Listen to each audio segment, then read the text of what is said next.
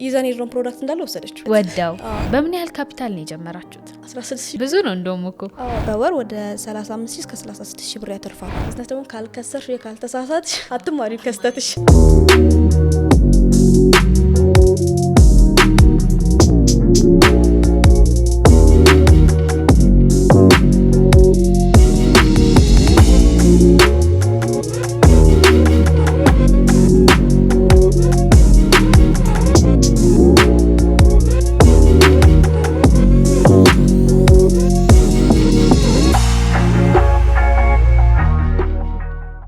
ብዙዎቻችን በዩኒቨርሲቲ ቆይታችን የማይመጡልን የቢዝነስ ሀሳቦች ያሰቡ ከዛም በመመርኮዝ ወይም ደግሞ ከዛ በመነሳት ደግሞ ያንን ሀሳብ አሁን ላይ መሬት ላይ አውርደው ወደ ቢዝነስ የቀየሩ ወጣት እንግዶችን ነው ይዘንላችሁ የመጣ ነው። እንግዲህ ሁላችንም እንደሚታወቀው በዩኒቨርሲቲ ቆይታችን ላይ ሌሊት ስናጠና ወይም ደግሞ ከምሳ በኋላ ሊሆን ይችላል የራብ ስሜት ይሰማናል። ያንን ችግር ሊቀርፍልን የሚችል ወይም ደግሞ ምግብ መብላት ብንፈልግ እንኳን በቀላሉ ዩኒቨርሲቲዎች ላይ እንዲሁም ደግሞ ሌሎች አካባቢዎች ላይ ስናክ ልናደርጋቸው የምንችላቸውን ፕሮዳክቶች ይዘውልን መጥተዋል። እንግዲህ ከአንደኛዋ እንግዳችን ጋር ነው ዛሬ ቆይታ የምናደርገው። ምን እንደሚመስል ደግሞ ሙሉ ፕሮግራሙን ከመጀመሪያው እስከ መጨረሻው እንድታዩ እጋብዛለሁ። ወደ እንግዳችን እናልፋለን።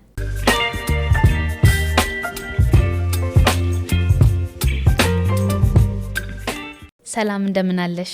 ደህና ነኝ እግዚአብሔር ይመስገን።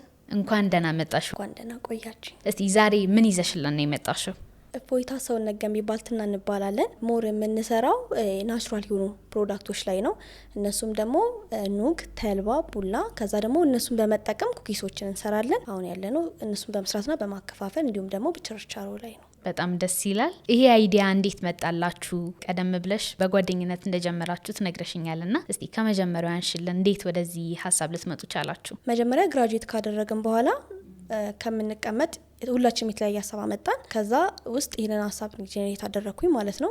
ምክንያቱም ሁላችንም በዜሮ ስለሆነ ያለ ነው። ብር የሚፈልግ ቢዝነስ አይደለም ስልሽ ያን ያክል በደንብ የሚፈልግ ቢዝነስ አልነበረም እና ይህን ሀሳብ ደግሞ ያገኘነው ከምንድነው የሆነ ኢቨንት ላይ ተሳትፈን ነበረ። ኤክስፖርት የሚያደርጉ ሰዎች ነበሩ። እንደዚህ ያን ነገሮች ሞር የተለመዱ ባልትና ቢሆንም ግን ከ2 ወር ምናምን ሆኗል፣ ግን አሪፍ እየሄደ ነው ምናምን የሚል ሀሳብ መጣና እኛ ደግሞ ለምን ለየት አናደርገው ከተለመደው ባልትና ውጪ ለየት አድርገን ስፔሻሊ ደግሞ አዲስ አበባ ውስጥ የማይገኝ ነገር ነው በትራዲሽናል ዌይ ስለሆነ የሚሰራው ማለት ነው። ለምን ለየት አናደርገውም በሚል ሶስታችንም ተስማማና ወደዚህ ቢዝነስ ገባን። በጣም አሪፍ። ስለዚህ ይሄንን ቢዝነስ ጀምሩ የነበራችሁ ሰዎች 3 ነበራችሁ ማለት ነው? አዎ። በጣም አሪፍ። እሺ እነዚህ ፕሮዳክቶች ምን ናቸው? አንድ በአንድ ማየት እንችላለን? አዎ ማየት እንችላለን። ለዛሬ ያመጣሁት ሞር ገበያ ላይ አሁን እየሄደልን ያለው ነው። አንደኛው ኑግ ነው፣ የኑግ ወቅት ማለት ነው። በቆሎ እንዲሁም ደግሞ በዳቦ በቂጣ እንዲሁም ደግሞ አብዛኛውን ጊዜ ገጠር ላይ ነው በደንብ የሚጠቀሙት፣ ግን ለጤና በጣም ጠቃሚ ነገር ነው። ናቹራል ነገር ስለሆነ ጤናማ የሆነ የራሱ የተፈጥሮ ዘይት ነው ያለው፣ ምንም ነገር የለውም። ሌላኛው ደግሞ እሱን ዲፔንድ በማድረግ የተሰራ ኩኪስ ነው፣ ተልባና ኑግ ላይ ማለት ነው። እሱን ነው ዛሬ ይዤ የመጣሁት። ከዛ ውጪ ግን ጤፍ፣ ጩኮ፣ ቡላ እና ደግሞ ተልባ ተፈጭቶ ማለት ነው ኖርማሊ ተልባ እናከፋፍላለን፣ እንሸጣለን። እንዴት ነው እነዚህን ነገሮች አንድ ባንድ ኤክስፒሪየንስ ያደረጋችኋቸው? ኑግ ብዙ ጊዜ አብዛኞቻችን ጋር የተለመዱ ናቸው። ነገር ግን የተልባ ኩኪስ እና የኑግ ኩኪስ ሞክረን የምናውቀው ነገር አይደለም፣ ወይም ደግሞ እንዲህ ሲሰማም ወይም ሲወራም የምንሰማው ነገር አይደለም እና ሂደቱ ምን ይመስል ነበረ? ተልባን ወደ ኩኪስ የመቀየር ሂደቱ ምን ይመስል ነበረ? ምን አይነቱ ውጣ ውረዶችስ አጋጥሟቸዋል? እሺ መጀመሪያ ስንጀምር ኩኪሱን አልጀመርንም። ኩኪሱ በቅርብ የተጀመረ ነው። ኑጉንና ተልባ ቡላ ነበረ። ከዛ በኋላ ግን ምን አይነት ሀሳብ መጣልን? የአጃ ዳቦ ምናምን አለ ቤከሪዎች ውስጥ እና ከሱ ላይ ተነሳና ለምን አንሞክረውም እስቲ። አብዛኛውን ጊዜ በእኛ ሀገር አልተለመደም እንጂ ውጪ ላይ የኑግ ባይሆንም የተልባ ኩኪስ አለ እና እስቲ እሱን ለምን አንሞክረውም ብለን ሰውም ደግሞ መጠየቅ ጀመረ። በኩኪስ መልክ ለምን አትጀምሩት ምናምን የሚል። ከዛ እሺ ብለን ያው በሱ ጀመርን። ስንሞክረው ያው እንደ ሙከራ ነው መጀመሪያ እየተሳሳትን ከዛ ቀስ በቀስ ይህንን አመጣ ነው። ከዛ በኋላ ደግሞ ወደ ኑግ ገባ። መጀመሪያ የተልባ ነበር፣ ምክንያቱም ቪዲዮ ምናምን ስና የተልባ ኩኪስ እንዳለ ገባና ከዛ እስቲ ደግሞ ሞር የኑጉን ደግሞ እስቲ እንጀምር በሚል የኑጉንም ጀመርን። አሪፍ ነው፣ ቆንጆ ነው። ጤናማ ነገርም ስለሆነ ስኳር ብዙም አናደርግበትም። አንዳንዴ ደግሞ እንደ ደንበኛ ፍላጎት በማር ይሰራል የስኳሩ ቦታ ማለት ነው። በጣም አሪፍ። እንደነገርሽኝ 3 ጓደኛ ማቾች ናችሁ። እንግዲህ አንድ ፕሮዳክት ለመስራት ደግሞ ቀኑን ሙሉ አብሮ መዋል ሊያስፈልገው ይችላል። ስራውን ስትሰሩ አንድ ላይ መሆን ሊፈልግ ይችላል። እንዴት ነው ይህንን ፕሮዳክት የምትሰሩት? ሶስታችሁም አንድ አካባቢ ነው ያላችሁት ወይስ በምን አይነት መንገድ ነው የምትሰሩት? ሶስታችንም አንድ አካባቢ አይደለም ያለ ነው፣ በጣም የተለያየ ቦታ ነው የምንኖረው። ግን ምንድነው እሱ አንደኛ ሪሶርሱ ቅርብ የሆነለት ሰውና መስራት የሚችል ሰው ያን ነገር ያዘጋጃል። ለምሳሌ እኔ ኑጉን ሮ ማቴሪያሎችን በቅርበት ስለማገኝ እነሱን አዘጋጅና አስወቅጣለሁ በሚወቅት ሰው ማለት ነው። ሶ ማቴሪያሉ ደግሞ ኩኪሲውን ለመስራት ማቴሪያል ያላት ደግሞ እሱን ሰራለች፣ ለመፍጨት ማሽኑ ያላት ደግሞ እሱን ሰራለች ማለት ነው። ከዛ አንድ ላይ በሆነ ቀን ዲሳይድ እናደርግና ሁላችንም ሶስታችን ጋር ያለውን ፕሮዳክቶች እንሰበስባቸዋለን። ሶ ተከፋፍለን ነው የምንሰራው። በጣም ደስ ይላል። ግራጁዌት ካደረጋችሁ በኋላ ቀጥታ ወደዚህ ቢዝነስ ነው የገባችሁት ወይስ ግራጁዌት ያደረጋችሁበትን ፊልድ ትንሽ ስራ ምናምን ሞካክራችኋል? ወደዚህ ቀጥታ አልገባንም። እኔም ትንሽ በተማርኩበት አንድ ለሁለት ወር ኮንትራት ምናምን ሰርቻለሁ። ከዛ አንደኛው አሁንም እየሰራች ነው ስቲል በተማረችበት ማለት ነው። እና ከሱ ጎን ለጎን ነው የጀመርነው። ስራም እየፈለግን ነበር በዛን ጊዜ በእርግጥ። ከዛ በኋላ ግን ስራ ተገኝቷል። ግን ይህንን ጎን ለጎን ነው እየሰራን የነበረው። በሙያሽ ምንድን ነው የተማርሽው? እኔ አርበን ፕላኒንግ ኤንድ ዲዛይን የተማርኩት። ኦኬ። አንደኛው አርበን ፕላኒንግ ኤንድ ዲዛይን፣ ሌላኛው ደግሞ ኮንስትራክሽን ቴክኖሎጂ ኤንድ ማኔጅመንት። በጣም የተራራቀ ፊልድ ነው እውነት ለመናገር ወደ እንደዚህ አይነት ሙያ ለመግባት። ግን በዋነኝነት እንግዲህ እንደ ፊልድ ቤተሰቦችሽም ሊሆን ይችላሉ፣ ቤተሰቦቻችንም ሁላችንም ረጅም ጊዜ ዩኒቨርሲቲ ላይ ጊዜያችንን አጥፍተን የሆነ ትምህርትን ተምረን ወደዛ ስራ ይገቡልናል ብለው ፍላጎት ይኖራቸዋል። እኛ እንደ ወጣት ደግሞ የራሳችን እይታዎች ሊኖሩ ይችላሉና ከቤተሰብ አካባቢ አቀባበሉ ምን ይመስል ነበር? የራሳችሁን ስራ ስትከፍቱ ወይም ደግሞ ያ ትምህርት ይቅርብኝ ይሄኛውን ብሰራ ይሻላል የሚለው ነገር ላይ ስትመጡ ያለው ምልከታ እንዴት ይመስላል? አይ ሰፖርቲቭ ናቸው በእውነት ምንም አላሉ ምንም አላሉ። ምክንያቱም ፐርሰናሊ ይህን ስራ ከመጀመሪያ እዚህ ውስጥ ከመግባቴ በፊት ሰራ ነበረ። ግን በአንዳንድ ምክንያቶች አቆምኩት። ግን ምንም በቃ ሰፖርቲቭ ናቸው። እንደውም እነሱ ናቸው እንደዚህ ነው የሚደረገው ምናምን እያሉ እየነገሩን ሙያዊ እውቀት በጣም ጥሩ ሰፖርት ያደርጉናል ሶስታችን። በጣም ደስ ይላል። እንደው ወደ ኋላ እንመለስና የመጀመሪያውን ፕሮዳክት ለተጠቃሚው ስታቀርቡ ያለው ስሜት እንመልከት። መጀመሪያ ማን የገዛችሁ እና ደግሞ ለተጠቃሚው ለማቅረብ ስትሄዱ ምን አይነት ነገሮችን ተጠቅማችኋል? ያው ከቤተሰብ ውጪ ማለት ነው። ቤተሰብ እንደራሱ ስለሚቆጥር መጀመሪያ ያው የተጠቀመው ቴክኒክ ምንድነው? አንደኛ ቲክቶክ ነው ለማስተዋወቅ፣ ጥሩ ሶሻል ሚዲያ። ሁለተኛው ደግሞ በቃ ፊዚካሊ ዲሊቨር ማድረግ ነው። እየሄዱ በሳምፕል እያስቀመስን ከዛ በኋላ እንዲረከቡ ወይም ደግሞ እንዲገዙ ማድረግ። ሶ መጀመሪያ የገዛችን በላይ ትባላለች። ታውቂያታለሽ? እሺ 22 አካባቢ ሚኒ ሱፐር ማርኬት አላት። እሷ ነበረች እና በቃ ይዘን የድሮን ፕሮዳክት እንዳለ ወሰደችው። በእውነት ወዳው በጣም ደስ ይላል። ከዛ በኋላም ለእሷ ነበር በጣም ለረጅም ጊዜ ስናቀርብ የነበረው ማለት ነው። ኮንቴስት እንትን ስትል ነበር እሷም ስለምታውቀው ምናምን ይሄ በተለይ ኑጉን በደንብ ታውቅ ነበርና ለሰዎች ምናምን እያስተዋወቀችልን እሷ ጋር ነበር እንትን ያለው እና በመጀመሪያ ቀን በቃ በጣም ደስተኞች ነበር። በጣም የመጀመሪያ ቀን ነበርና የመጀመሪያ ቀን ነው መጀመሪያ ነው እሷ ጋር ነው የወሰዳችሁት። ዋው በጣም አሪፍ ነበር። ዴሊቨሪ ማድረግን ስትአነሺ ምን ተሰማኝ? የሆነ ፕሮዳክት የሆነ ቢዝነስ በእግሩ እስኪሄድ ድረስ የምናደርጋቸው ሂደቶች ከባድ ናቸው። ስፔሻሊ ደግሞ አንቺ የሆነ ነገር ሰርተሽ ጥሩ ነው ብለሽ አቅርበሽ ለተጠቃሚ ስትወስጂ ደግሞ በእግር እየሄዱ መጠየቅ፣ ሰዎችን ለማግባባት መሞከር ትንሽ ከባድ ነገር ነው ይመስለኛል። እና እሱን ነገር እንዴት አለፋችሁት? ያጋጠማችሁ የተለየ ከባድ ነገርስ ነበረ ወይ? ሰው ጥሩ ነገር ሊናገር ይችላል፣ መጥፎም ነገር ሊናገር ይችላል እና እንደ ወጣት ደግሞ አንድ ቢዝነስ እንደሚሞክር ምን አይነት ስትራግሎችን አጋጠማችሁ? በእግር መሄድ በጣም ከባድ ነው። እሺ ይሄዱ ማስተዋወቅ ግን ምንድነው እሱ አሁን ከቲክቶክ የበለጠ ቲክቶክ በጣም ትልቅ እንትን አለው፣ አድቫንቴጅ አለው አሁን ከረንትሊ ማለት ነው ባለው ኢራ ላይ። ግን እኛ ምንድነው ሰው የሆነ ነገር ማየት አለበት። እዛ ላይ ከመታሰቢ ቪዲዮ ልክ አይቶ ሲቀምሰው ያን ያክል በጣም የሚያስጠላ ሪስፖንስ አይሰጥሽም። እውነት ለመናገር እግዚአብሔር ይመስገን እስከዛሬ መጥፎ ሪስፖንስ ያገኘንበት እንትን የለም። ግን ሲያዩት ወይ የፓኬጂንጉን ይወዱትና ወይ ደግሞ ቀምሰው ቴስቱን ይወዱትና ምናምን ያዛሉ። ባያዙ እንኳን በቃ በትክክለኛ መንገድ ነው ወይ እኛ እኮ እንደዚህ አይነት ነገር አንቀበልም ወይ አይሄድልንም ምናምን እያሉ እንትን የሚሉት። ግን በጣም አድካሚው ነገር ምንድነው እሱ በእግር መሄዱ ነው እንጂ ከሰው እንኳን ያን ያክል መጥፎ ሪስፖንስ አጋጥሞን አያውቅም እስካሁን ድረስ። ከዛ በኋላም በአንዳንድ ምክንያቶች ትንሽ በመሀል አቋርጠነው ነበረ። ከዛ በኋላ ግን ተመልሰን አሁንም ወደ ሚኒ ሱፐር ማርኬቶች ምናምን እያስተዋወቅን ነው እና ምንም አይልም፣ አሁንም ምንም አይልም፣ ቆንጆ ነው። በጣም ጥሩ። ምን ያህል ጊዜያችሁ ነው ይሄንን ቢዝነስ ከጀመራችሁ? ህዳር ነው የጀመርነው። አሁን 3ኛ ወር ነው 4ኛ ወር ነው የሚሆነው ማለት ነው። ወደ ገበያ የወጣ ነው ህዳር ውስጥ። በአጭር ጊዜ እንደውም ብዙ ቦታ ተንቀሳቅሳቸዋል። የሼልፍ ታይሙ ወይም ደግሞ የቆይታ ጊዜው ምን ያህል ጊዜ ነው? አገራችን ላይ የሚሰሩ ፕሮዳክቶች ብዙ ጊዜ እንደነዚህ አይነት ነገሮች አይለጠፍባቸውም እና የእናንተ ፕሮዳክት ይህንን እንዴት ያየዋል? እኛ ለጥፈንባቸዋል። ግን አሁን ለምሳሌ ኑግ 1 አመት ይቆያል ሳይበላሽ። ውሃ ከነካው ይበላሻል። ውሃ እንዳይነካው በደረቃ ማስቀመጥ ነው። እኛም ከተዘጋጀ በኋላ በደረቃ ነው የምናስቀምጠው ፓክ የምናደርገው ማለት ነው። ከዛ ውጪ ቡላም እሱ ደግሞ ንፋስ ካልገባው ይቆያል። ተልባ እንኳን እየተከፈተ እየተዘጋ በሄደ ቁጥር ትንሽ ጣዕሙን የማጣት ነገር ስለሚኖረው እዛ ላይ የምንጽፈው እስከ 3 ወር እስከ 4 ወር እንዲጠቀሙት ነው። ኩኪሱንም እንደዛው ማለት ነው። እስከዛሬ በሞከር ነው እስከ 3 ከ4 ይቆያል። በጣም ደስ ይላል። እንግዲህ ኩኪስ ብዙ ጊዜ እኛን የምናስተውለው ወይም ደግሞ የምናውቃቸው ጣዕሞች በቸኮሌት በጣፋጭ ነገሮች የሚሰሩ ብዙ ጊዜ ፍስክ የሆኑ ወይም ደግሞ በጾም ወቅት የማይበሉ ፕሮዳክቶች ናቸው እና የእናንተን ኩኪስ ቀደም ብዬ ሳይሆን ነበርና የጾም ይላል። ምንም አይነት ነገር አይጨማመርበትም? የለውም። ለጾም ሲሆን ለጾም ነው በቃ። እንቁላልም ወተትም አይኖረውም ማለት ነው።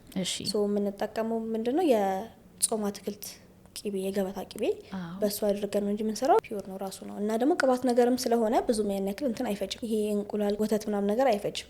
ራሱ ረጠብ ያለ ነገር ስለሆነ የምንጠቀመው ማለት ነው። ኩኪሱን በተመለከተ ቅርጽ ለማስያዝ እንግዲህ በባህሪያቸው ተልባም ኑግም ሲወቀጡ ትንሽ ቅባት የመኖርና የመላላት ነገር አለውና እዚህ ጋር የማያቸው ኩኪሶች ደግሞ በጣም ቅርጽ ያላቸው ዲዛይን የወጣላቸው ናቸውና እንዴት ነው የመቸገር ነገር አላጋጠማችሁም? ያስቸግራል። ለመናገር ያስቸግራል። ምክንያቱም ቅርጽ ካወጣሽበት በኋላ ፓትራ ውስጥ ወይ ውስጥ ታስገቢው ይቀልጣል። ራሱ የቀለጠ የመጣል ቅባት ነገር ስለሆነ ማለት ነው። ግን ያው በቻልነው መጠን ሼፑ ዲፎርም እንዳይሆን እንጥራለን። በቻልነው መጠን አንደኛ የምንጠቀመው የቅርጽ ማውጫ በጣም ላልቶ በሱም ቢካለን ደግሞ እንደምንም አድርገን በእጅ ምናምን እናዘቅ እንለዋለን ስለሚቀልጣ ዲፎርም እንዳይሆን እንጥራለን። ያው እንግዲህ ለሱ ብለን ብዙ አይነት እንትኖችን ገዝተናል። ቅርጽ ማውጫዎችን 3 ቴስት ገዝተናል። ግን በሶስቱም በጣም በቃ ቅባት ስላላቸው የሆነ ፐርሰንት እንትን ሼፑ ዲፎርም ይሆንብናል እንጂ ሌላ የምትቀላቅሉበት ፕሮዳክት አይኖርም ማለት ነው። ኑግ ከሆነ ኑግ ነው፣ ተልባ ከሆነ ተልባ ነው። ሌላ ምንም የሚቀላቀልበት ነገር የለም። ኮርን ወይም ደግሞ ፍርኖ ዱቄት ያዝ እንዲያደርግ እናደርግበታለን። ከዛ ውጭ ግን ራሱ ይሄኛውም ተወቅጦ ይሄኛው የተወቀጠው ራሱ ማለት ነው። ያኛውም ደግሞ ተልባውም ከቻለም በደንብ እንዲወቀጥ፣ ካልሆነ ግን ዱቄቱን መጠቀም እናደርግ። በጣም ጥሩ። በምን ያህል ካፒታል ነው የጀመራችሁት? 16,000 መሰለኝ። ስንት? 16? ብዙ ነው እንደውም እኮ አይደለ? ምክንያቱም እኛ እንትን ፓኬጂንግ ላይ ነው አብዛኛው። ይሄ እንኳን አይጨርስም፣ ግን ፓኬጂንጉ ሞር ብር ወሰደብን። መጀመሪያም ስትጀምሩ ይሄ ፓኬጂንግ ይዛችሁት መጣችሁ። በጣም ነው የምታምረው፣ ለመያዝ የሚመች ነው። እንግዲህ እዚህ ጋር እንደማየውም ከሆነ ሳይዙም በጣም የሚያምር፣ እዚህ ጋር ምን አይነት ፕሮዳክት እንደሆነ እንድታዩት የሚያደርግ ነውና ምቹ ነው። ሲታይም በጣም ያምራል። ወደ ቢዝነሱ ስትገቡ ከመጀመሪያው ጊዜ ጀምሮ ይሄንን ፓኬጂንግ ተጠቀሙት ነበር ማለት ነው? መጀመሪያ ኩኪሱን ስላላሰብ ነው፣ ግን ፓኬጂንግ በቃ በካርቶን ነበር ሲጀመር ያሰብ ነው ማለት ነው። ያው ቢዝነስ ደግሞ ካልከሰርሽ ካልተሳሳትሽ አትማሪበት። ልክ ነው። እና መሞከር አለብን ብለን ሞከርን በካርቶኑ ማለት ነው። እና ምንድነው እሱ የሆነው በብዛት ካልሆነ ወይ በካምፓኒ ደረጃ ካልሆንሽ ፕሪንት አይደረግም። ምክንያቱም እነሱም አያዋጣቸው ወረቀቱ ስለማይመጣ ማለት ነው። ፕሪንተሩም ውድ ነው። እና እኛ አስበን 2D አድርገ ነው በኋላ ላይ 3D ሲሆን ስናገጣጥመው በቃ ይቺ ነው የምታክለው። በትልቅ ወረቀት ሆኖ ይቺ ነው የምታክለው። እና ያው ከስተታችን ተምረን እንደማይሆን ሲገባን፣ ምክንያቱም ኪሎ ምናምን አይዝም። አሁን ኩኪሶቹን ይይዛል፣ ግን ኪሎ ለምሳሌ አሁን ተልባ እንደዚህ ፓክ ለማድረግ በካርቶን አይመችም። ምክንያቱም ትንሽ ነው የምትሆነው። ከዛ በቃ ወደ እነዚህ ፓኬጂንግ መጣን። ለኩኪሱ ግን በቃ መጀመሪያ ማሳባችን ካርቶን ላይ ስለነበረ ወደዚህ መጣን። አሁን ደግሞ ያለንበትም ፌስታል፣ ላስቲክ ምናምን ስለተከለከለ ልክ ነው ያማከለ ሆነ የሚደግፍ ነው። ልክ ነው። እቺ ኩኪስ ምን ያህል ፍሬዎችን ነው የምትይዘው በውስጧ? 12 በሳይዝ ደረጃ ከፍ ያለ አለ፣ ትንሽ አለ፣ እንዴት ነው? ወይስ እቺ ነች እንደ ሳምፕል ያለችው? እቺ ናት በቃ ሼፑ ነው እንትን የሚለው እንጂ ስታጂ በኪሎ አለ። ግን ይሄ ልክ እንደ ብስኩት ፎርም ከሆነ ደግሞ ሳይዟ እቺ ናት። 12 ፍሬ ሆና ሼፑ ይለያያል እንጂ ሳይዙ ዘሴም ነው። ያው ሼፑን ስቀየር ደግሞ ሳይዙ ይለያያል። ለምሳሌ በተር ኩኪ ስትሰሪና ኖርማል በቅርጽ ማውጫ ስትሰሪ ሳይዙ እኩል አይመጣም። ሳይዙ በሱ ራሱ በሼፑ ራሱ ይለያያል ማለት ነው። ስለዚህ ግን በሳይዝ አሁን ለምሳሌ ጨመር አድርገን ሳይዙን ከፍ ማድረግ ብንፈልግ አሁን እቺ 12 ፍሬ ነው የምትይዘው። የ30 ፍሬ ምናምን ብፈልግ ካርቶኑን ከፍ አድርጋችሁ ትሰራላችሁ ወይስ አላችሁ ራሱ በከፍ ባለ ፕሮዳክት? አሁን ያለን በ12 ነው፣ ግን የደንበኛው ፕሪፈረንስ ነው ፍላጎት ነው። እሱ በካርቶኑ ሆኖልኝ 30 ፍሬ ፈልጋለሁ ካለ ኩኪስ ነው 30 ፍሬ የሚችል ይኖረናል። ግን ከዛ ይልቅ ደግሞ በግማሽ አሁን ሞር ሜዶ በግማሽ ነው ኩኪስ ስለሆነ ስለሚቆይ ፍሬውን ብዙ ስለሚሆን ምናምን ሁለቱም በግማሽ በኪሎ ይሄዳሉ። ከዛ ውጪ ግን በዚህ በካርቶን በ12 ፍሬ ማለት ነው እንደ ብስኩት። በጣም አሪፍ እሺ ደስ ይላል። እዚህ ጋር አንድ ፕሮዳክት እያየሁኝ ነበረ ይመስለኛል የኑጉ ሳምፕል ነው። ኑጉ ምን አይነት እንደሆነ ሰዎች መጀመሪያ ከመግዛታቸው በፊት ይመስለኛል በዚህ ሳምፕል ይቀምሱታል። እንግዲህ ኑግ ምንም ካልተጨመረበት በጣም ሽታው በጣም ያስታውቃል። ጠንካራ ነው፣ በዛ ላይ ወፍራም ነው። ይኸው አይወድቅም ራሱ አይወርድም። በጣም ወፍራም ነውና ምንም ፕሮዳክት አትጨምሩበትም። ቀጥታ ይሄንን ነው የምታዘጋጁት ወቅታችሁ? እንደ ሰው ፍላጎት ለውዝ ያለው አለ፣ ግን አብዛኛው ሰው ደግሞ ከጤና ጋር ምናምን ተያይዞ ሊሆን ይችላል ወይም እንዲሁም ላይወድ ስለሚችል ራሱ ዳይሬክትሊ አይ ለውዝ እንዲኖረው ፈልጋለሁ ካለ ለውዝ ይገባበታል። ግን አብዛኛው ጊዜ እንዲ በባዶ ይዘጋጅና ለውዝ ይጨመርልኝ ካለ ለውዝ ይጨመርበታል። ከዛ ውጭ ግን ያው አብዛኛውን ጊዜ ሰው ለውዝ ላይወድ ይችላል በሚል ያጋጠመንም እንደዛ ስለሆነ እንዳይኖረው የሚል ሰው ስለሚበዛ እንትን አናደርግበት ለውዝ አናደርግበትም። በቃ ማዶ ነው የምናዘጋጀው። በጣም ደስ ይላል። እሺ አሁን ደግሞ ወደ ቢዝነስ ጥቆማችን እንሂድና ከናንተ እነዚህን ኩኪሶች ተረክበው መሸጥ ለሚፈልጉ ሰዎች እንደዚህ አይነት እድል ይኖራል እናንተ ጋር? አዎ ያው አሁን ስሞል ቢዝነስ ስለሆነ ራሳችን ያስተዋውቅን ከዛ የሚረከብም አለ በቸርቻሮም እንዲሁም ሚኒ ሱፐር ማርኬት ምናምን የሚያስቀምጡልን አሉ። ግን ስናስተዋውቅ ምንድነው እሱ መረከብ የሚፈልጉ በመረከቢያ ዋጋም እናስረክባቸው አሉ። ስልክ ቁጥር አለን፣ ቲክቶክ አካውንት አለ። ሞር ደግሞ በስልክ ቢደውሉ ከቲክቶክ ይልቅ ሞር በስልክ ቢደውሉ እናስረክባለን። በጣም ደስ ይላል። ከምን ያህል ካርቶን ጀምሮ ተረከበው መሸጥ ይችላሉ? 12 በጣም አሪፍ። እንደ ካፒታል ብንጠራ ምን ያህል ካፒታል ይበቃቸዋል? አሁን ለምሳሌ ኩኪሶቹን በ12 ፍሬ መጀመር ቢፈልጉ በምን ያህል ካፒታል ብለን ግምታዊ ዋጋ ማውጣት እንችላለን? ለነሱ? አዎ ለነሱ እንደ ቦታው ነው ስልሽ። ለምሳሌ ዲሊቨሪ በጣም ሩቅ ቦታ ከሆነ ትንሽ ገንዘብ ሊጨምርበት ይችላል። እናንተ ዲሊቨር የምታደርጉበት ቦታ ድረስ ከሆነ ኦኬ፣ ቦታ እዛ ድረስ ከሆነ ማለት ነው። ከዛ ውጭ ግን ያው ቋሚ ሂሳብ ስለሆነ ያላቸው እሱ በሚያዋጣቸው በጣም ውድ አይደለም። ያን ያክል መጥቀስ እንችላለን ዋጉን። ከዚህ ዋጋ ጀምሮ ማለት ትችላለሽ። ለምሳሌ የኑጉ ውቅጡ ማለት ነው በቸርቻሮ ስንሸጥ 550 ብር ነው የምንሸጠው አንዱ ኪሎ። ግን ስናስረክብ አሁን ከረንትሊ በ500 ነው እናስረክበው ማለት ነው። እኛ ስንጀምር በ16000 ብር ካፒታል ነበር የጀመርነው። ምክንያቱም አንደኛ ፓኬጂንግ ምናምን ስላለው ማለት ነው። ግን አሁን መረከብ የሚፈልግ ሰው አሁን ከረንትሊ የምናስረክበው ለምሳሌ ኑግ ውቅጡ የምናስረክበው በ500 ብር ነው ኪሎ ማለት ነው። እኛ ቸርቻሮ ስንሸጥ 550 ስለሆነ በ500 ነው የምንሸጠው።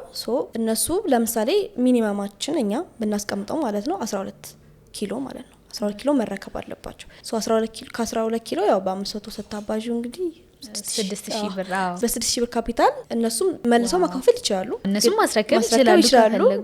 ግን ደግሞ ወይ ሱቅ ካላቸው ወይ ደግሞ ሚኒ ማርኬትም ይሁን ሱፐር ማርኬትም ካላቸው ደግሞ እዛው አስቀምጠው ራሳቸው በሚያተርፋቸው ዋጋ ደግሞ ሲሸጡ በትንሿን በ100 ብር ራሱ ብናስበው ትርፋቸው በቀን ለምሳሌ 12ቱን አከፋፍለውም ይሁን ራሳቸው ሸጠው ወደ 1200 ብር ያገኛሉ ማለት ነው። በ100 በትንሹ ቢታሰብ በ100 ብር ሂሳብ ትርፋቸው 100 ብር ብቻ ቢሆን ማለት ነው። እንደነሱ የሚጨመርም ይችላሉ። እንደነሱ ግምታዊ ዋጋ ነው እኛ በ100 ብር በ100 ራሱ ቢሆን ማለት ነውና አሁን ደግሞ ጾም ስለሆነ ወቅቱ እንዲሁም ደግሞ ሰው በጣም ይፈልገዋል። በተለይ ኑጉ በጣም ይፈልጋል ነው ነገር በጣም ይፈልጋል እና በወር ወደ 35 እስከ 36 ሺህ ብር ያተርፋሉ ማለት ነው። በጣም እንግዲህ አሁን በ100 ብር ነው ይሄንን ያሰብነው። በ100 ብር ትርፍ ይሄን ያህል ትርፍ ማለት ደግሞ ቀልድ የሚባል አይደለም እውነት ለመናገርና ስራውንም ስታስቢ ደግሞ ስትራግል የለውም። ተረክቦ ለሚሸጠው ሰው ቤቱ ቁጭ ብሎ በጣም በትንሽዬ ካፒታል እንግዲህ 6000 ብር ማንም ሰው አያጣም ብዬ አስባለሁ። እንደ ቢዝነስ ካሰብሽው ተበደረሽ ራሱ በቀላሉ መጀመር የምትችው ነገር ነው። ኑግ ደግሞ ሀገራችን ላይ የበቀለ ፕሮዳክት ነው። ብዙዎቻችን ከቤተሰቦቻችን አያቶቻችን ሲሰሩ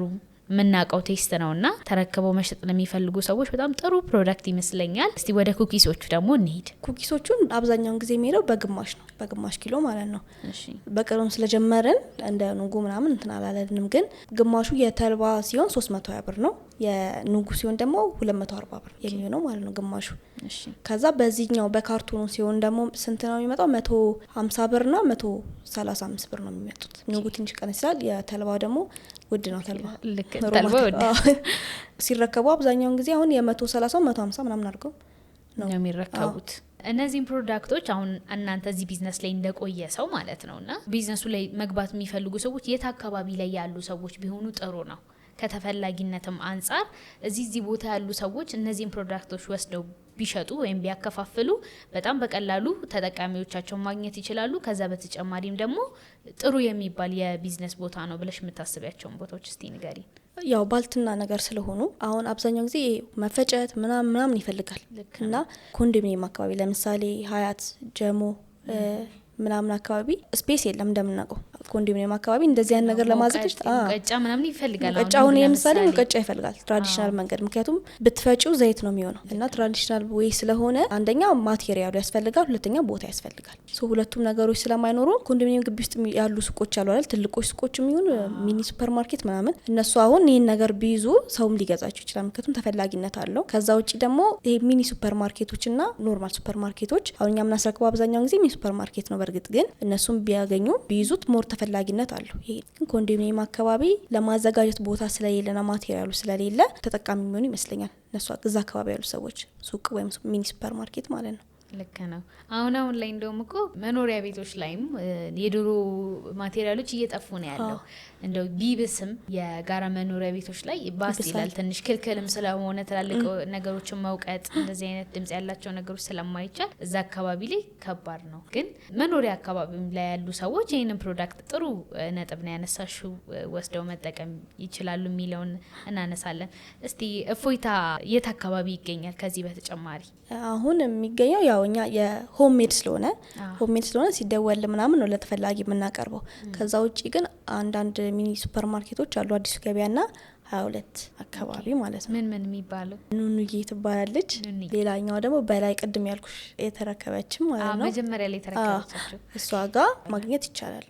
የጤፍ ጨኮ ስትይ ነበርና እንደው በባህሪያችን ወይም ደግሞ ጨኮ እኔ በጣም ወዳለሁ፣ ግን የምናውቀው በገብስ ሲሰራ ነውና እንዴት መጣላችሁ?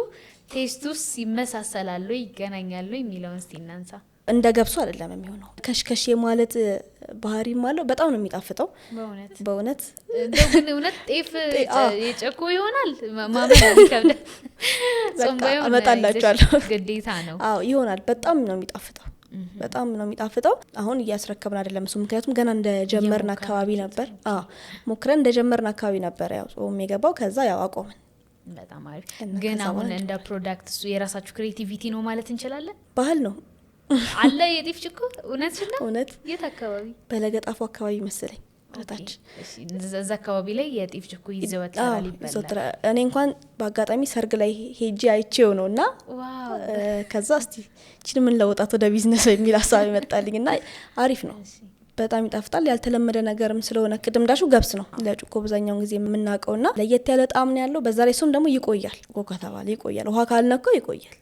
አዎ ጭቆ ለረጅም ጊዜ ይቆያል። ልክ ነሽ። ደስ የሚል ቆይታ ነው እያደረግን ያለን። እውነት ለመናገር አገራችን ላይ የተመረቱ በጣም ደስ የሚሉ ፕሮዳክቶችን እኛም እንደ ስለ ቢዝነስ ሚዲያ ደግሞ ስናስተዋውቅ በጣም ደስታ ይሰማናል። ጥሩ የሆኑ ነጥቦችን እያነሳን ያለ ነውና ኩኪስን በተመለከተ የእናንተን ኩኪስ ከሌሎቹ ምንድነው ለየት የሚያደርገው? በመጀመሪያና ብዙውን ጊዜ ኩኪሶች እንደሚታወቀው በጣም በብዙ ጣፋጮች ነው የሚሰሩት። ልጆች አዲክትድ ይሆናሉ በዛ ጣፋጭ እና ደግሞ ለጤና መክል የማምጣት ነገር አለና የእናንተን ከሌሎቹ ምን ለየት ያደርገዋል? በመጀመሪያ ጣፋጭ ነገር ያው ቅድም እንዳልሽ ኖርማል ኩኪሶች የሚታወቁት ያው በጣፋጭ ነው እና አብዛኛው ሰው ደግሞ አሁን ባለንበት ጄኔሬሽን በተለይ ስኳር በጣም እየፈራ በተለያዩ ምክንያቶች ብቻ ታማሚ እየሆነ ስለመጣ ስኳር ይሸሻል እና ያው ልጅም አዋቂም ይበላል። በተለይ ደግሞ እንደ ስኳር ታማሚ የሆነ ሰው ስኳር አይፈቀድለትም። ቅድምም እንዳልኩሽ የአጃ ዳቦ የገብስ ዳቦ ምናምን አለና ከሱ ነው ፖይንታችን ራሱ። አሁን አብዛኛውን ጊዜ እሱን ነው የሚጠቀሙት።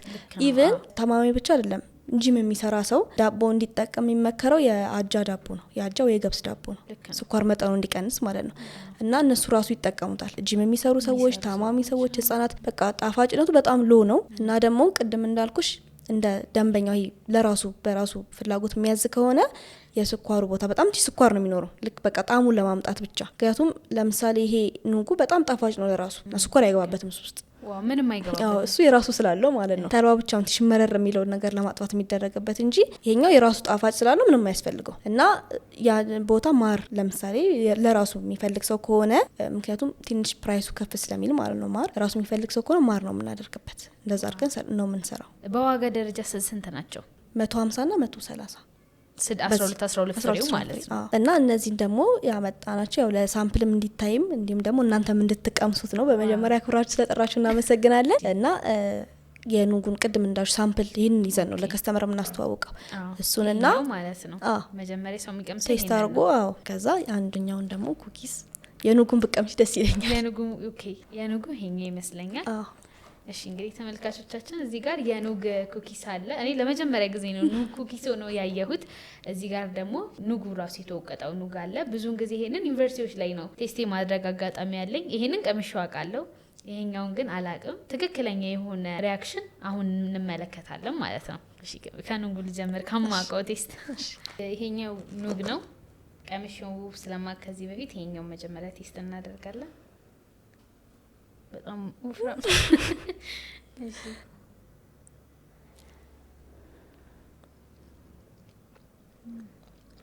የራሱ ጣዕም ነው ያለው። በጣም ነው የሚጣፍጠው። ከዚህ በፊት እንደውም እንትኖቹ አይደቁም፣ የኑጉ ፍሬ አይደቅምና ይሄ ግን በደንብ ልሟል። በደንብ ቴስት ማድረግ እንችላለን። በጣም ነው የወደድኩት። በጣም ወፍራም ነው። ልክ እንዲህ ስንገለብጠው እንዳልቀለጠው ሁሉ በጣም ደስ የሚል ጣዕም ነው ያገኘሁት። በእውነት እኔ ምስክር ነኝ። ይሄኛው በጣም ይጣፍጣል። አሁን ደግሞ ወደ ኑጉ ቴስት እንሄዳለን። ፓኬጂንጓ በጣም ነው የምታምረው። ሶ ይሄንን ልፍታ። በቃ እንዴ ከተፈታ ከዚህ በኋላ ዩዝ እንደስሮ ነው። እሺ ዋው ደስ የሚል የኩኪስ ሽታ አለው። ይሄ ያው የጾም ስለሆነ እንደንቱ ለስለስ ያለ አይደለም። ይደረሰኝ። እሺ ደረቅ ይላል። ዋው የጾም ፕሮዳክት ስለሆነ ትንሽ ጠንከር ያለ ይዘት አለው። ቀረፋ አለው። በጣም ደስ የሚል የቀረፋ ጣዕም አለው። እንዲሁም ኑጎቹም እዚህ ጋር ይታያሉ። ወይ በጣም ደስ የሚለው ስኳሩ በጣም ባላንስድ ወይም ደግሞ ጣፋጩ ብዙን ጊዜ በማርና በስኳር ጣዕም ነው የሚሰራው፣ ግን ውስጥ ያለው ጣፋጭ የማይረብሽ። እኔ በባህሪ ጣፋጭ አልወድም፣ ብዙ ስኳር ምናምን አልጠቀምም፣ ግን ይሄ ከኔ ቴስት ጋር የሚሄድ ነው እና ጣፋጭ የማይወዱ ሰዎች በደንብ አድርገው መጠቀም የሚችሉት ነው። ደስ የሚል የቀረፋ ጣዕም አለው ውስጡ። ኑግና ቀረፋ እንደዚህ እውነት በባህሪ አዲስ ነገር ይከብደኛል፣ ፈራለሁ፣ አልወድም። እኔም እንደዛው ነኝ። ወዲያው አዲስ ነገር ሞክሬ እንትን ማለት አልችልም፣ ግን ይሄ ከዚህ በፊት ቀምሰን ወይም ደግሞ በልተን ከምናውቀው ኩኪስ ጋር በጣም የሚቀራረብ በጣም ደስ የሚል ጣዕም ነው ያለው። አሁን ደግሞ ወደ ተልባው እናልፋለን ማለት ነው። ዛሬ በቃ እድለኛ ተራ በተራ ይሄን ሁሉ ኩኪስ በመቅመሴ። እሺ ይሄም ደስ የሚል ሽታ አለው።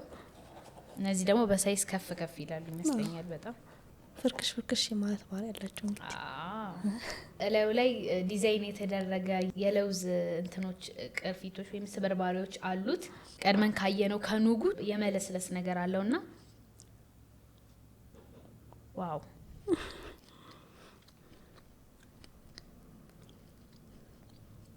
በጣም ነው የሚጣፍጠው። ቅባት ነገር ስለሆነ ስለሆነ በባህሪ ከኑጉ በተሻለ ሞር የዚህኛው ቅባት ለውዝ አለው። ደስ የሚል ትንሽዬ ጫው አለው። ጣፋጩ በጣም የገነነ አይደለም።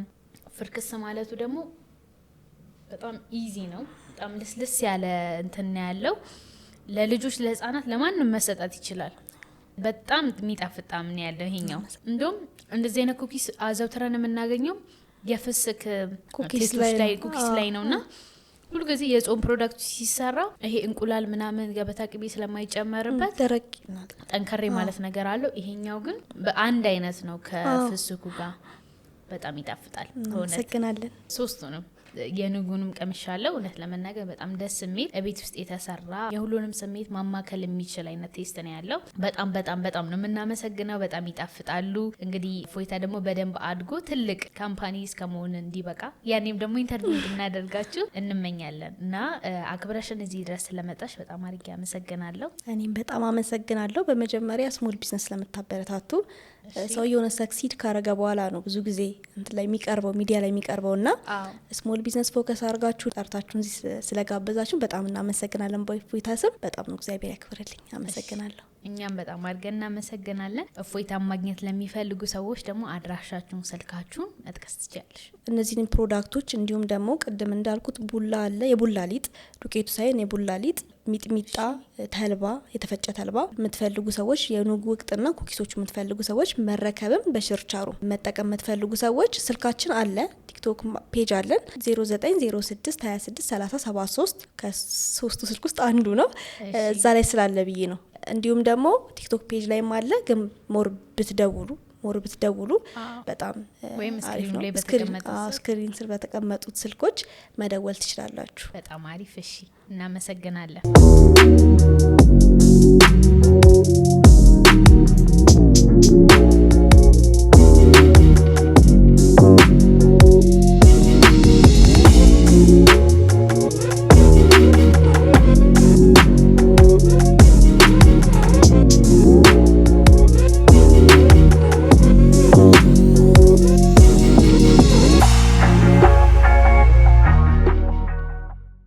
የትርታ ሪቪው ቤተሰቦቻችን የዛሬው ቆይታችን ይሄንን ይመስል ነበር። እንግዲህ በዛሬው ቆይታችን የተለያዩ አይነት ኩኪሶችን ተመልክተናል።